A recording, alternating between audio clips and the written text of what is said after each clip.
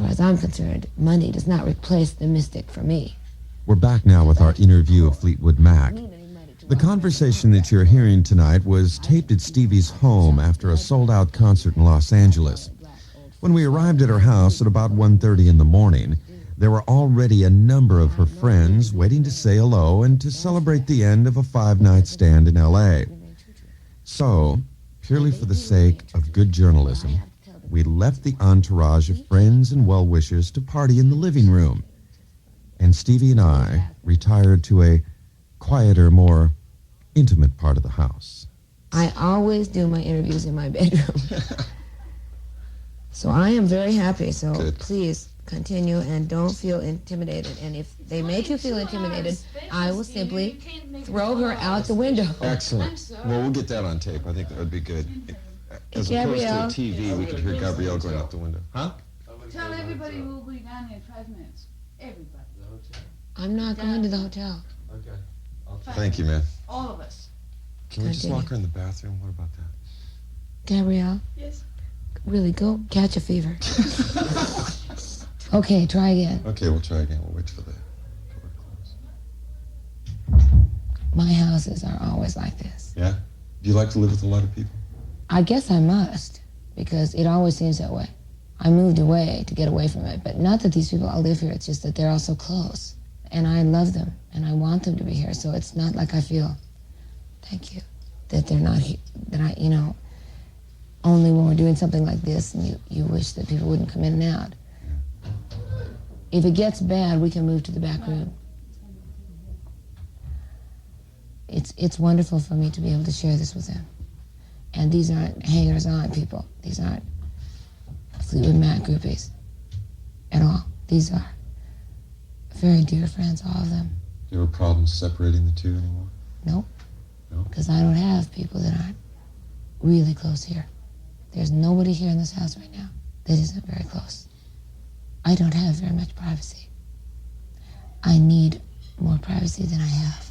That's obviously you're choosing, right? But I do choose it, I suppose. And I do love hearing them all bustling around in the kitchen. Yeah. It's like it's 150 years ago. It's all the women in the kitchen making pumpkin pie and decorating the tree, and everybody saying, we're going to Stevie's. I may never marry. I may always be Mother Goose. Sometimes I think that is what is destined for me. I took my love, took it down. On the landslide, bring it down. Now, drowning in the sea of love where everyone would love to drown. Self-indulgence. All right. Don't we all love to be miserable and lay face down on our bed and go, I'm so miserable, don't talk to me, I want to hurt. Don't bring me tea. Don't even talk to me. Let me die in my own. We all do that. We love to do that. That's when I write my best songs. I love to be miserable. I love to walk around in the throes of a passionate miserability. I made that word up years ago. Miserability. Miserability. I don't like to suffer, and I hate pain, but I do love to suffer in the point where I want to get to my typewriter and write down all my wonderful and marvelous philosophy for why I'm suffering. I love that part of it. Wait a minute, baby. Stay with me a while. Said you give me life, but you never told me about the fire. So are you going to tell us who's in Sarah, or should we leave that to the imagination? There are many men in Sarah.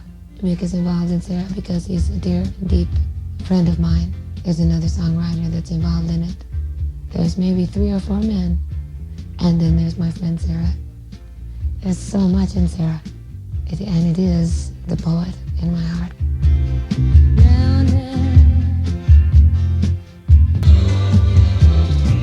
If I ever have a little girl, I will name her Sarah. It's a very special name to me.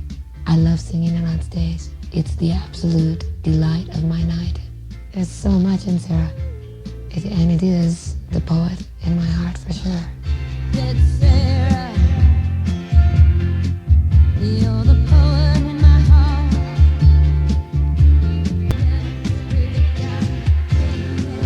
Stevie Nicks and our interview of Fleetwood Mac will return right after this.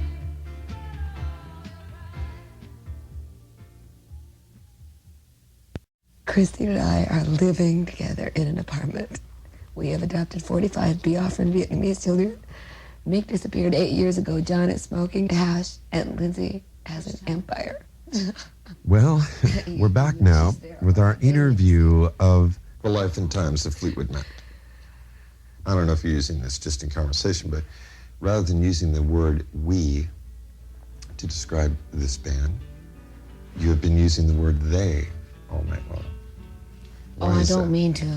Is that just conversation? I mean, you're not... I don't mean to. It's not separated in your mind. No.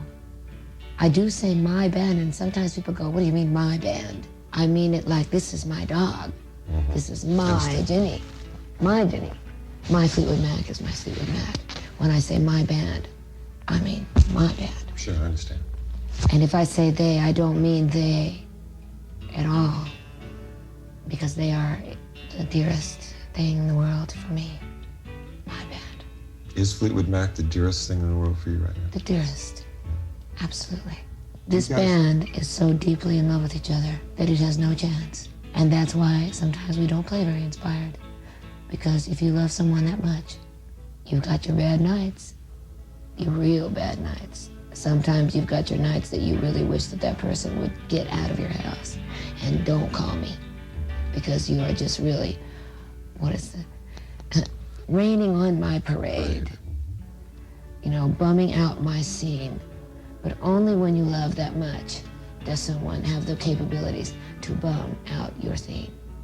Fact is that everyone in Fleetwood Mac has the capability to bum out every other person's scene. Everything I do is touched by John, Mick, Christine, and Lindsay. Everything they do, I know about. And I don't like a lot of the things they do, and they certainly don't like a lot of the things that I do. But the fact is that we love each other. The fact is this band is maybe born out of many, many lives ago. Because this band is, no one will let go. No one leaves this band. As bad as it gets, and it's gotten bad. It's gotten so bad that I could never have imagined that it would last. But at the final analysis, everyone in this band turns around and says, you leave. I'm not leaving. This is my band.